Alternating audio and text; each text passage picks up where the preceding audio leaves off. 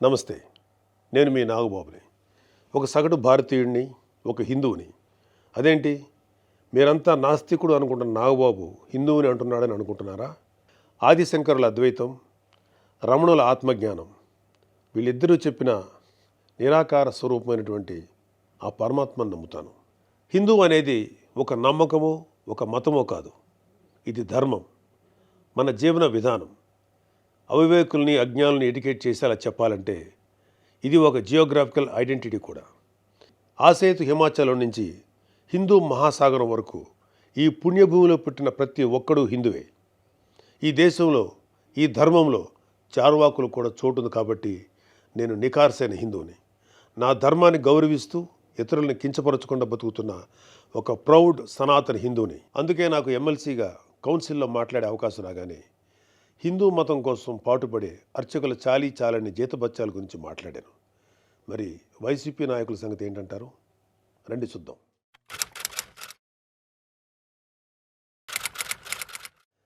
September 6, 2020 Antarvedi Shri Lakshmi Narasimhaswamy వారి రథం దగ్ధమైన రోజు. రాష్ట్ర వ్యాప్తంగా ఉన్న హిందువులందరి మనోభావాలు దెబ్బతిన్న రోజు. అప్పటి వైసీపీ ప్రభుత్వం ప్రతిపక్షాల ఒత్తిడికి తలొగ్గి కేసుని సిబిఐకి అప్పచెప్తామని చెప్పింది. కట్ చేస్తే 2023లో ఒక హిందూ హక్కుల యాక్టివిస్టు ఆర్టీఐ వేశాడు. దానికి సిబిఐ ఏం సమాధానం చెప్పిందో తెలుసా? అసలు ఈ కేసు మేము టేకప్పే చేయలేదని చెప్పారు. మసిపూసి మారేడికాయ చేయడంలో ఎక్స్పర్ట్స్ అయినటువంటి ఒక్క వైసీపీ నాయకుడైనా దీని మీద మీడియాలో మళ్ళీ మాట్లాడడం చూసారా?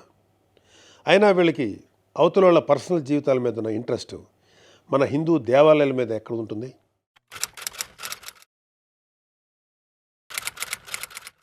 డిసెంబరు 2020 రామతీర్థం రాముడు మనకు ఒక దైవం. మహావిష్ణువు అవతారం మాత్రమే కాదు, అంతకు మించి. ఈ దేశం తాలూకు ఆస్తిత్వం రామకథలో ఉంది. ఒక మనిషి ధార్మికంగా ఎలా బ్రతకాలో రామాయణం చెప్తుంది. రామాయణంలో మారీచుడు చెప్తాడు, రామో విగ్రహవాన్ ధర్మ సాధు సత్య పరాక్రమ అని. ఈ భూమి మీద రాశీభూతమైన ధర్మమే శ్రీరాముడిని నమ్మే జాతి మనది. అలాంటి రాముడి శిరస్సును నరికినా పట్టించుకోని ప్రభుత్వం వైసీపీ ప్రభుత్వం. అప్పటి ప్రభుత్వం ఇన్వెస్టిగేషన్లో చూపించిన నిర్లక్ష్యం వల్ల దీని వెనుకున్న అసలు దోషులను శిక్షించలేక ఏదో నామకే వాస్తే కేసులు పెట్టి దీన్ని నీరు కార్చారు. అయినా మీకు మీ మంత్రులకి రిలీజ్ సినిమాలకు రివ్యూలు ఇవ్వడం మీద ఉన్న శ్రద్ధ రాముడి మీద ఎందుకు ఉంటుంది?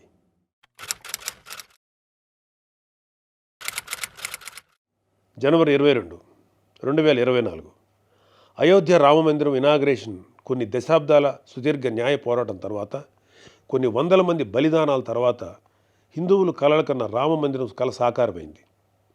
దేశమంతా ఒక పండగలాగా దీన్ని సెలబ్రేట్ చేసుకున్నారు.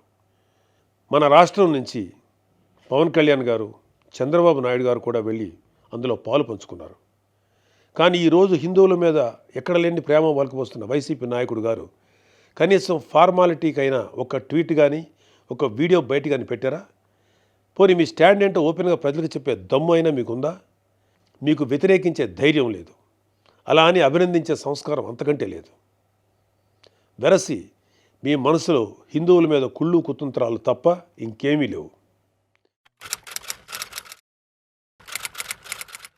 టీటీడీ భక్తులకి భగవంతుడిని దూరం చేసిన వైసీపీ పూట గడవని పేదవాడి దగ్గర నుంచి వజ్రాల కిరీటాలు చేయించే కోటీశ్వర్ల వరకు అందరి కోరిక ఒకటే, ఆ కలియుగ దైవమైన వెంకటేశ్వర స్వామివారి దర్శనం ఏడాదికి ఒకసారైనా చేసుకోవాలని.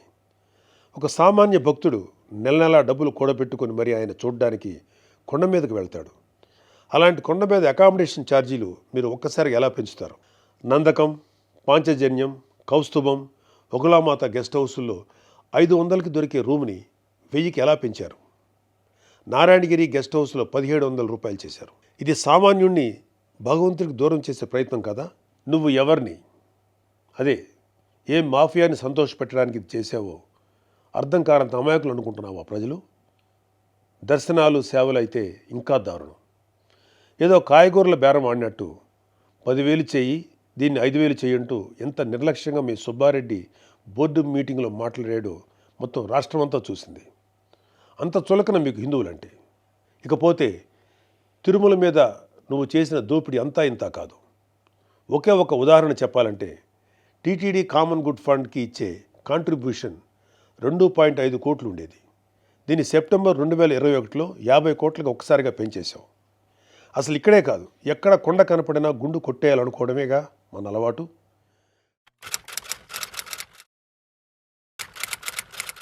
Declaration form. ప్రతి రిలీజియస్ ఇన్స్టిట్యూట్కి ఒక సాంప్రదాయం ఉంటుంది. దాన్ని గౌరవించడం మన ధర్మం. యుధా రాజా తదా ప్రజ అంటారు. నాయకులే రూల్స్ ఫాలో కాకపోతే ఇంకా ప్రజలు ఏం ఫాలో అవుతారు?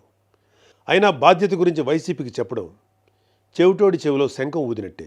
పవన్ కళ్యాణ్ గారు ఆయన కూతురు పొలినాని తిరుమల తీసుకువెళ్ళినప్పుడు ఆ అమ్మాయి మైనర్ అయినా కూడా ఒక గార్డియన్గా ఆ అమ్మాయి తరఫున డిక్లరేషన్ ఇచ్చారు. పవన్ కళ్యాణ్ గారి సతీమణి అన్నాగారు కూడా డిక్లరేషన్ ఇచ్చారు. ఇంత ఎందుకు, ఈ దేశ రాష్ట్రపతి అబ్దుల్ కలాం గారు కూడా తిరుమలలో డిక్లరేషన్ ఫామ్ పైన సంతకం చేసి అక్కడి నుంచి సాంప్రదాయాన్ని గౌరవించారు.